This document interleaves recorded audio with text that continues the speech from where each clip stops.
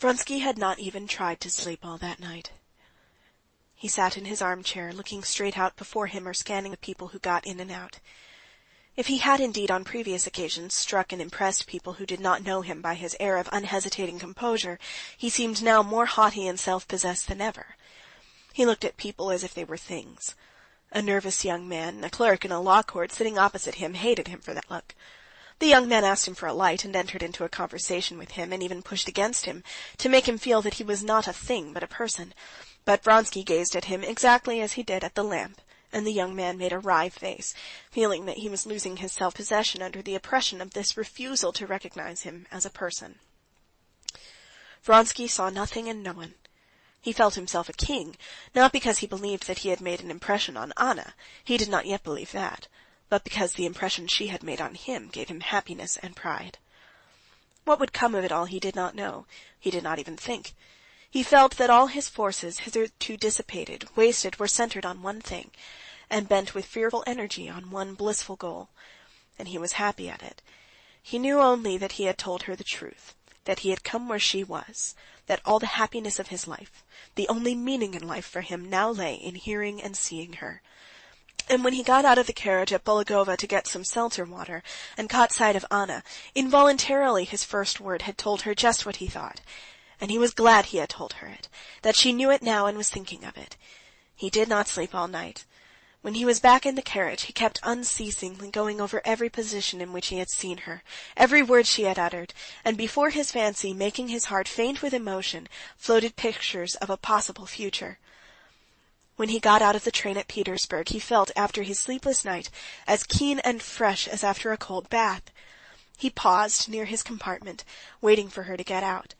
Once more, he said to himself, smiling unconsciously, once more I shall see her walk, her face.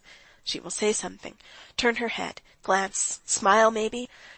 But before he caught sight of her, he saw her husband, whom the station master was deferentially escorting through the crowd. Ah, yes, the husband. Only now, for the first time, did Vronsky clearly realize the fact that there was a person attached to her, a husband.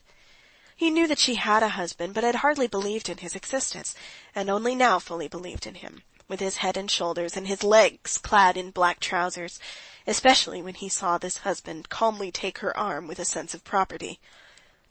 Seeing Alexey Alexandrovitch, with his Petersburg face and severely self-confident figure, in his round hat with his rather prominent spine, he believed in him and was aware of a disagreeable sensation, such as a man might feel tortured by thirst, who, on reaching a spring, should find a dog, a sheep, or a pig who has drunk of it and muddied the water.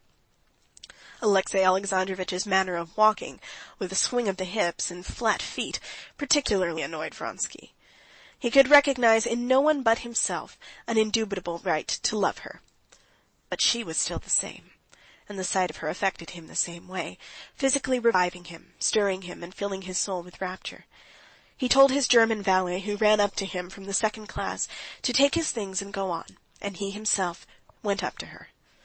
He saw the first meeting between the husband and wife, and noted with a lover's insight the signs of slight reserve with which she spoke to her husband. No, she does not love him and cannot love him, he decided to himself. At the moment when he was approaching Anna Arkadyevna, he noticed, too, with joy, that she was conscious of his being near, and looked round, and seeing him, turned again to her husband. "Have you passed a good night?" he asked, bowing to her and her husband together, and leaving it up to Alexey Alexandrovitch to accept the bow on his own account, and to recognize it or not, as he might see fit. "Thank you, very good," she answered. Her face looked weary, and there was not that play of eagerness in it, peeping out in her smile and her eyes, but for a single instant, as she glanced at him, there was a flash of something in her eyes, and although the flash died away at once, he was happy for that moment. She glanced at her husband to find out whether he knew Vronsky. Alexey Alexandrovitch looked at Vronsky with displeasure, vaguely recalling who this was. Vronsky's composure and self-confidence here struck like a scythe against a stone upon the cold self-confidence of Alexey Alexandrovitch. "Count Vronsky," said Anna.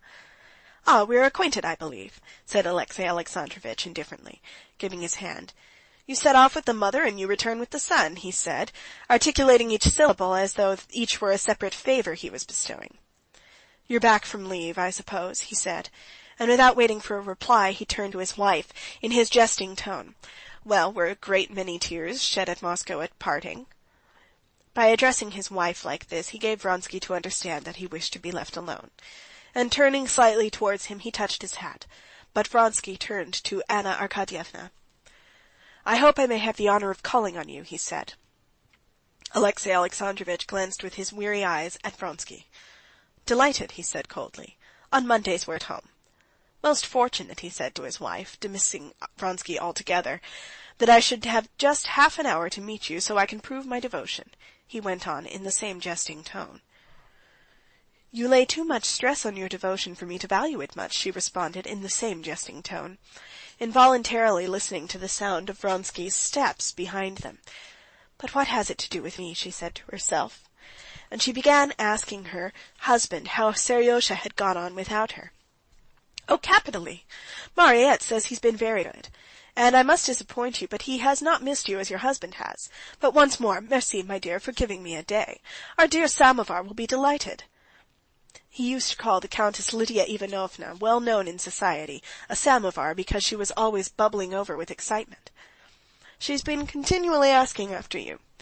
And do you know, if I may venture to advise you, you should go and see her today. You know how she takes everything to heart. Just now, with all her own cares, she's very anxious about the Oblonskys being brought together." The Countess Lydia Ivanovna was a friend of her husband's, and the center of that one of the coteries of the Petersburg world with which Anna was, through her husband, in the closest relations. "But you know I wrote to her." "Still she'll want to hear details. Go and see her, if you're not too tired, my dear. Well, Kondraty will take you in the carriage, while I go to my committee.